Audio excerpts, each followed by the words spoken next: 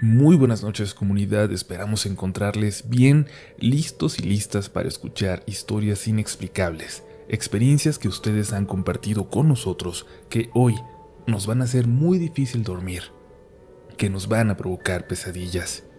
Esperamos que estén preparados, que nos estén escuchando en el ambiente perfecto. Apaguen la luz, cierren los ojos y déjense llevar por los siguientes relatos de la noche.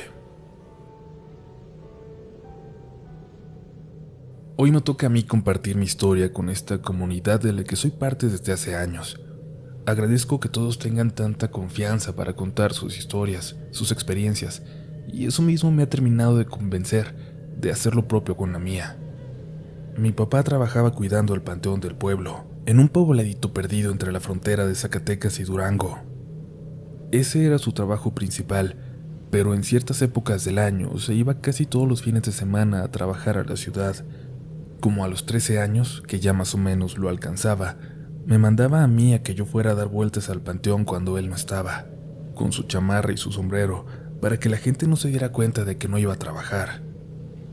En realidad no le hacía daño a nadie, no había mucho que hacer ahí, dejaba todo el trabajo hecho y yo nada más llegaba a quitar algunas hierbas y me regresaba a mi casa. Contrario a lo que uno pudiera pensar de un panteón, nunca pasaba nada digno de recordar. Hasta aquella tarde, más o menos en estas fechas, pero de hace 20 años. De la montaña bajó una niebla tremenda a todo el pueblo. Cuando me levanté para irme a dar la vuelta al panteón, me encontré a mi mamá en la puerta de la casa, mirando hacia afuera, a la niebla. «No vayas», me dijo.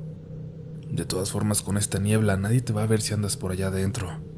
Vente, te voy a dar de desayunar». Rato después recuerdo que estaba afuera dándole de comer a los animales cuando escuché que alguien gritaba en la calle, en aquella calle de tierra frente a la casa. Me asomé y vi a mi mamá hablando con un amigo de mi padre. Luego se acercó a mí.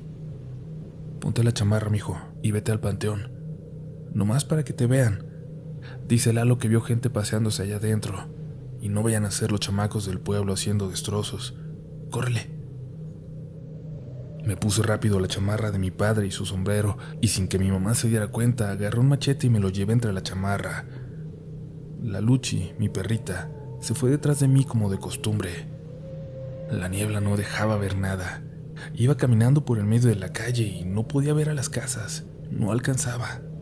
Rara vez pasaban carros por ahí, casi todos andaban a caballo, así que esa era la costumbre, caminar por el medio de los caminos. A lo lejos, muy a lo lejos, se escuchaba que ladraban los perros. Llegué a la puerta del panteón y estaba bien cerrada, como si nada, así que abrí haciendo mucho ruido para que cualquier vago se fuera pensando que ya había llegado mi papá. «Quédate aquí», le dije a Luchi. «Cualquier chamaco que salga le pones una buena mordida, ¿eh?» En aquel entonces ni miraba películas de terror, así que no me impactó tanto aquella imagen. Pero la niebla era tan espesa que se sentía como te pegaba en la cara. Apenas caminé unos metros y volteé y ya no alcanzaba a ver a la puerta ni a la Luchi. Me adentré en el panteón, chiflando, esperando que me oyeran a lo lejos y se echaran a correr. Y es que, si descubrían que era yo el que andaba vigilando, quizás me iba a tocar algún golpe de aquellos chamacos del pueblo que ya me la habían cantado. Pero también por eso llevaba el machete.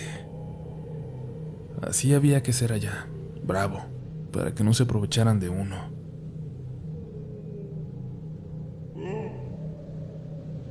Escuché una voz a lo lejos, pero rara, como si alguien me hubiera gritado intentando asustarme. Quise gritar, preguntar quién andaba ahí, pero se hubieran dado cuenta de que no era mi papá. Luego escuché como alguien corría hacia mí, y escuché como si hubiera pasado a mi lado, pero no vi nada. De verdad, muy clarito, como si alguien hubiera pasado corriendo junto a mí, pero sin que lo pudiera ver. Y luego, algo más raro todavía. Me salí del camino para esconderme detrás de una tumba, para tratar de ver yo primero a los intrusos antes que ellos a mí.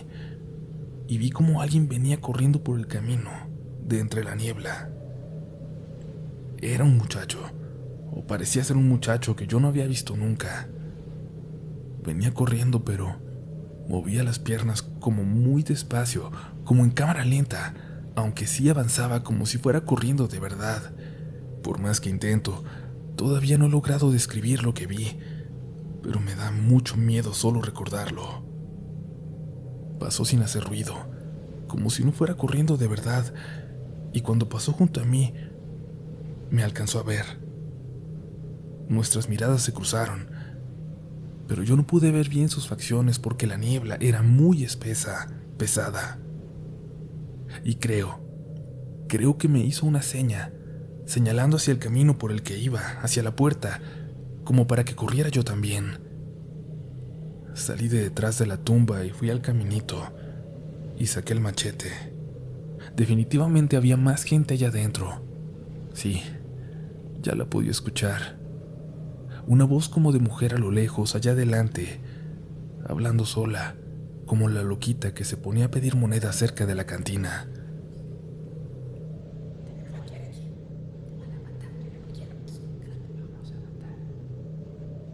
Caminé un poco más, y a pesar de que les digo que todo el imaginario del cine de terror no estaba en mi cabeza todavía, comencé a tener miedo, mucho miedo.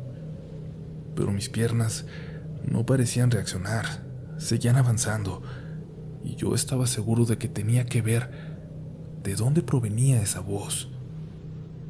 Tomen en cuenta que muchas tumbas eran tan viejas que se habían perdido las cruces sobre ellas.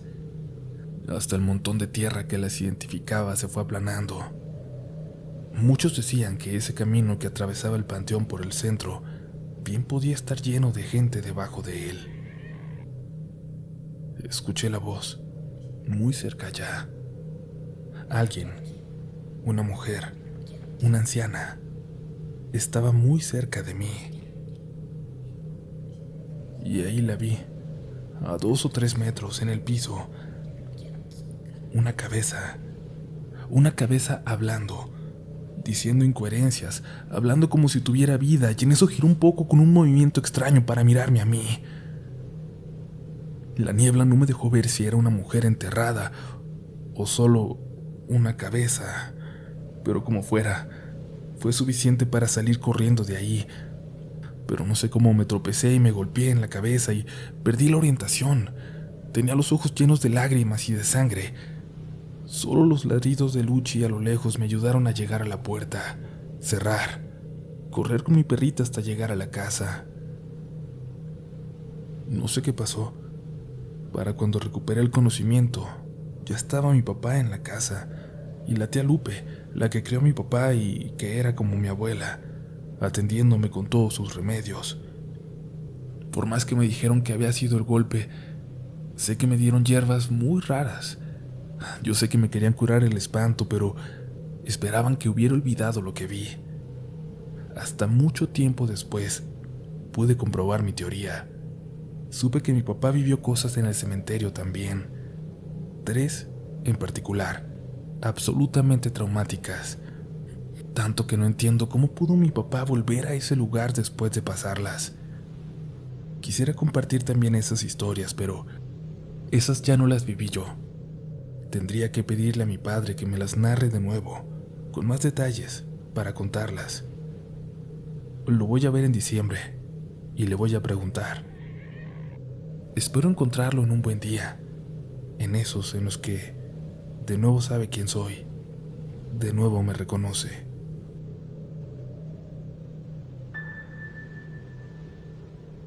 Le agradecemos a Andrés por su historia y los invitamos a ustedes a que nos comenten, ya sea aquí o en nuestras redes sociales, en Twitter y en Instagram, si quieren saber las demás experiencias en torno a este lugar. Recuerden que en Twitter y en Instagram nos encuentran como RDLN Oficial. Nos quedan más historias. Continuamos con Relatos de la Noche. ¿Qué tal, comunidad? ¿Cómo se encuentran? La siguiente historia le sucedió a mi esposa hace más o menos 20 años. Ella vivía con su mamá y sus 2 hermanos mayores, un varón y una mujer. Mi cuñado, por ser el más grande, trabajaba en un camión repartidor de leche y ellas dos estudiaban. Mi suegra también trabajaba, pero había muchas dificultades. El dinero no alcanzaba, razón por la cual a veces no comían muy bien. El papá de mi suegra había fallecido hacía poco tiempo y, según me cuenta mi esposa, él le había insistido muchas veces a mi suegra para que le dejara llevarse a sus nietas a vivir con él. Pero mi suegra nunca accedió porque él vivía en una zona rural, de campo, más o menos a 1 hora y media de la ciudad, y eso dificultaría el que ellas pudieran estudiar. Se supone que el señor falleció con preocupación por la situación tan dura de mi suegra y sus hijos. Una mañana, mi suegra y mi cuñado salieron a trabajar como de costumbre, y las niñas se quedaron solas en aquel departamento en el primer piso donde vivían. Mi esposa tenía tal vez 10 años y mi cuñada 12. A las 9 de la mañana se levantó mi esposa y fue hacia la cocina a servir chocolate. Cuando regresaba hacia la habitación, vio a su abuelo parado a la mitad del pasillo, la figura de su abuelo, que la llamaba, y ella por un momento pensó en ir, pero inmediatamente después recordó que él estaba muerto, así que corrió hasta donde estaba su hermana, pero no podía hablar. Solo se acostó en la cama con ella y se tapó hasta la cabeza, y se quedó profundamente dormida. No recuerda por cuánto tiempo. Mi cuñado nunca iba a la casa en el transcurso del día, pero aquella vez fue diferente. Tuvo un presentimiento y regresó como a las 9:30.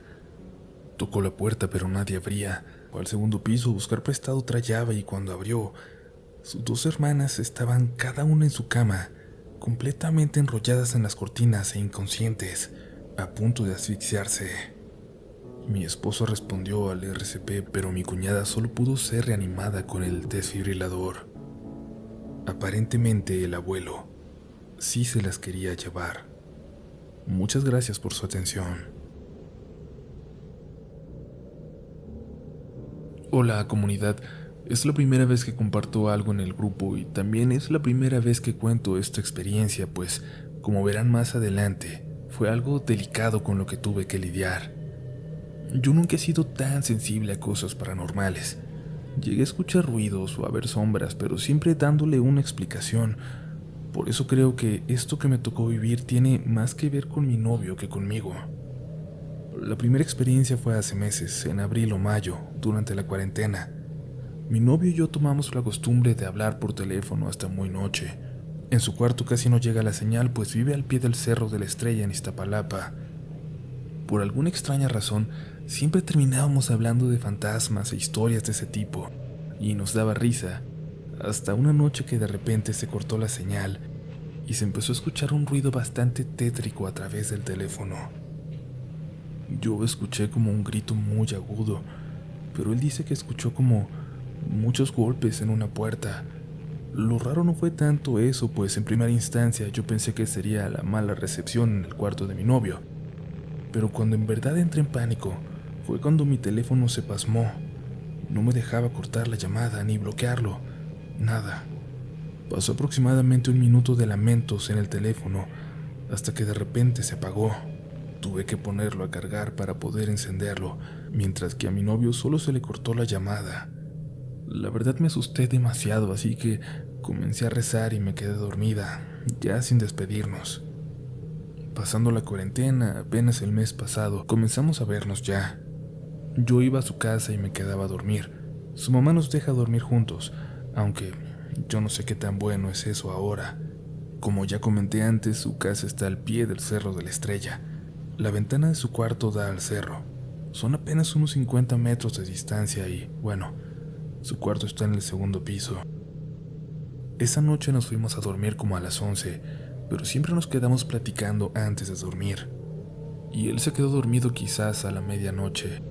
Yo comencé a dormitar y escuché claramente cómo en la ventana tocaron 2 veces. Entre dormida pensé que era en la puerta, así que moví a mi novio para decirle que tocaban, pero giré y lo escuché más claro. No era en la puerta, era sobre mi cabeza en la ventana. Me dio muchísimo miedo y me tapé hasta la cabeza. Tomé de la mano a mi novio y me dormí. Comencé a tener pesadillas, como si me persiguieran en un terreno baldío lleno de tierra, pero de repente entraba a la casa de mi novio y había una mujer parada en la sala, toda vestida de negro. Yo le pedía que me ayudara. Extrañamente, en el sueño no me daba miedo, pero esta cosa se acercaba a mí y comenzaba a empujarme hacia afuera de la casa. Yo le pedía que me dejara entrar, pues me venían siguiendo, pero no me dejaba. Me empujaba hasta que golpeó muy fuerte en mi vientre y me sacó de la casa. Yo podía verla desde afuera, parada en la ventana frontal que es el cuarto de mi cuñada. Fue un sueño tan real que desperté con náuseas y dolor de estómago, pero pensé que solo era una sugestión por el sonido en la ventana, hasta 2 semanas después. Yo estaba en mi trabajo, una pastelería, y se supone que no esperaba mi periodo, pero comencé a tener sangrado. Era un sangrado fuera de lo común, muy abundante y doloroso. Le pregunté a mi novio por mensaje, pues es enfermero. Me dijo que fuera el médico, que obviamente no era normal, y así fue. Ese día, saliendo en la noche, fui con el médico general, quien me dijo que eran síntomas de un aborto espontáneo. Yo no sabía que estaba embarazada ni lo había planeado. El médico me indicó ir con un ginecólogo para asegurarme, y sí, fue un aborto espontáneo. Por la prueba que me hicieron, pensamos que tenía entre 3 y 4 semanas de embarazo. Hasta aquí, pues, no había relacionado nada de eso hasta ayer, que mi novio me contó que hace tiempo, hace unos 3 o 4 años, cuando no nos conocíamos, de repente se le comenzó a aparecer una mujer en su cuarto, que la primera vez que la vio entró por la puerta y él, al pensar que era su hermano, le dijo que pasara, pero que cerrara la puerta. Según mi suegra, así fue como la dejó entrar, y a partir de esto se le aparecía parada en la ventana, la que me tocaron, o al pie de su cama. Dice que estuvo viéndola mucho tiempo hasta que su abuela fue a bendecir su cuarto y a hacerle limpias. Según él, no la ha vuelto a ver, y por eso mismo no quise contarle que creo que yo la vi, y tampoco que creo que ella me quiere sacar de su casa. Mucho menos me atrevo a decirle que creo que fue ella quien me provocó el aborto.